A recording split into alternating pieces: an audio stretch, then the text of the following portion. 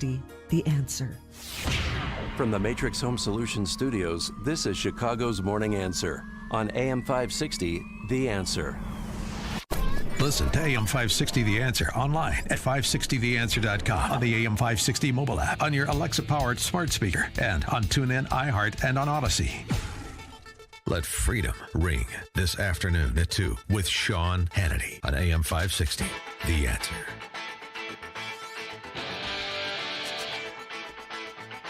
Top of the morning, Dan and Amy. A lot of comparisons of Trump to Ronald Reagan. Fewer comparisons I've heard made of Trump to Lincoln. I mean, other than by Trump himself when he said, I've done more for black Americans than any president since Lincoln. And so I'm intrigued by this new book, Born to Fight, Lincoln and Trump. Gretchen Wollert is a small business owner. She's an educator, past chairman and current member of her local school board. Interesting times, even in Wyoming, which I'm sure, which I think is where she lives. And she's a historian, author of the book, Born to Fight, Lincoln and Trump. She joins us now. Gretchen, thanks for being with us. Appreciate it. Appreciate you having me. So glad to be here. So now, is this Trump Lincoln thing is going to be like Lincoln, like the Lincoln Kennedy urban legends about, you know, each person's assassin's name is 15 letters, and Lincoln was shot at Ford's Theater and Kennedy was shot in a Ford car, and those sorts of comparisons? Or are we talking about like policy comparisons? Oh, we're talking about true comparisons. You know, that half of that fun Kennedy Lincoln thing is wrong, is not true. It's just kind of fun stuff. And there are some fun facts in this book, but no, this is true history. These are comparisons, 10 chapters worth, and 20 pages of documentation and notes of the 3 years of research that I did. And it all began with some similarities in 2016 when Donald Trump was elected with less than half the popular vote.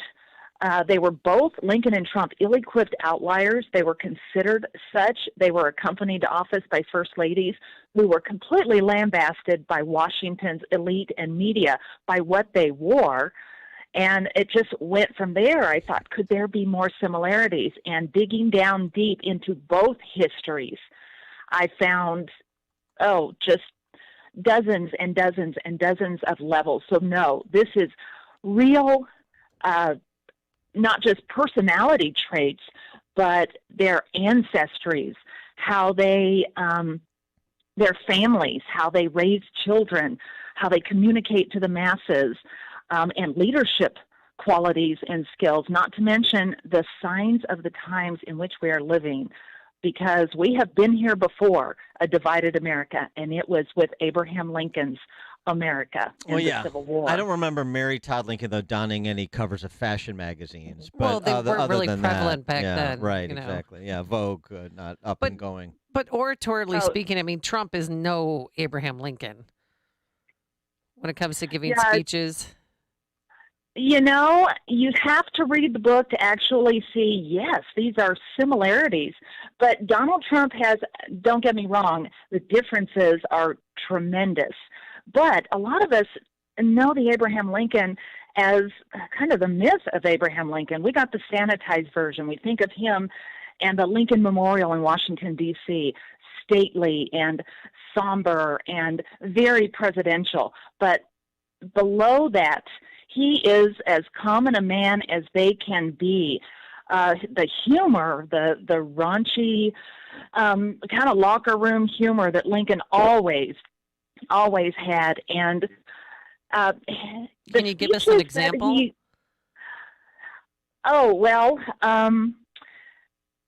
was asked, he didn't care the topic of the joke.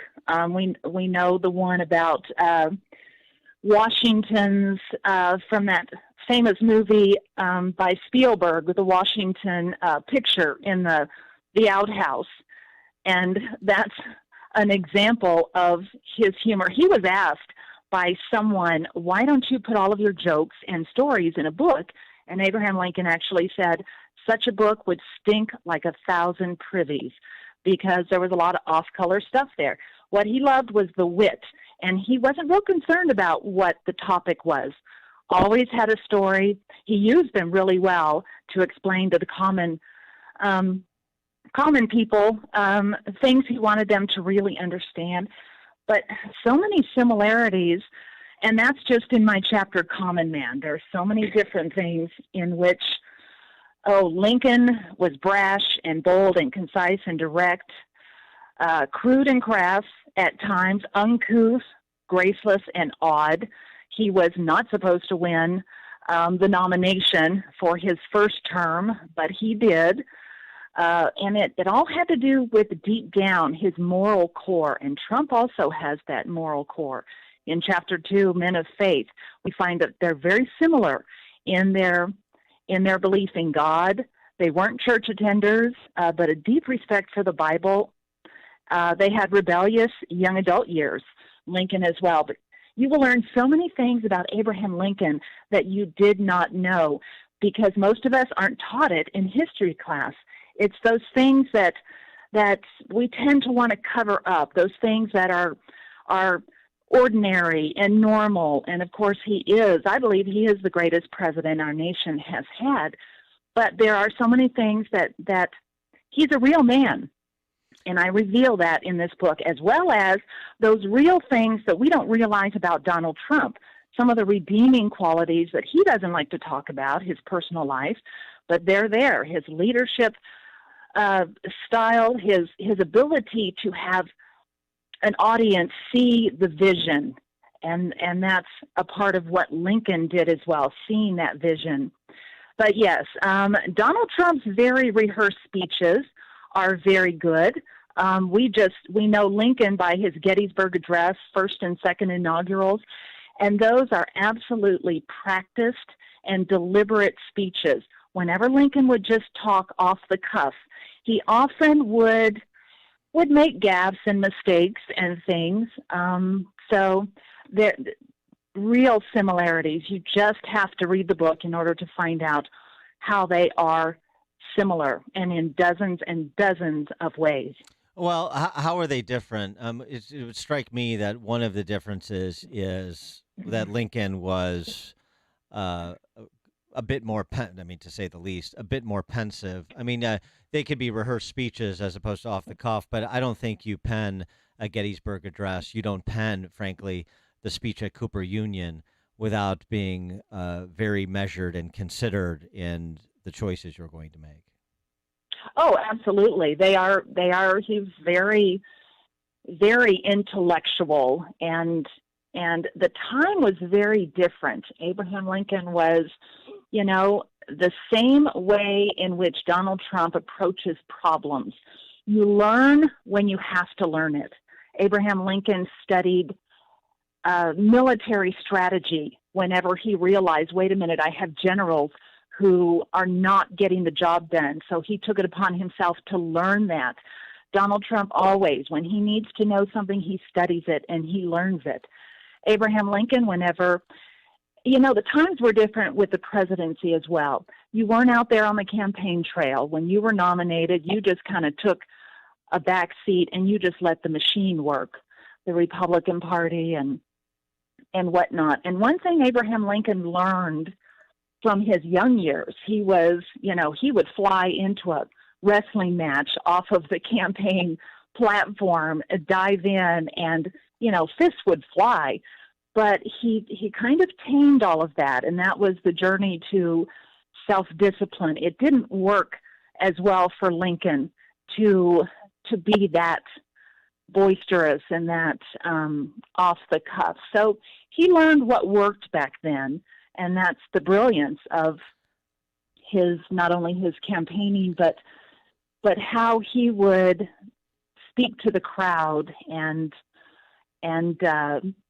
just understood exactly what was going on whenever he was the head of the nation during the Civil War. His focus was absolutely critical, and the focus was keep the Union together no matter what. And Donald Trump has that same focus in making America great, whatever he is fighting.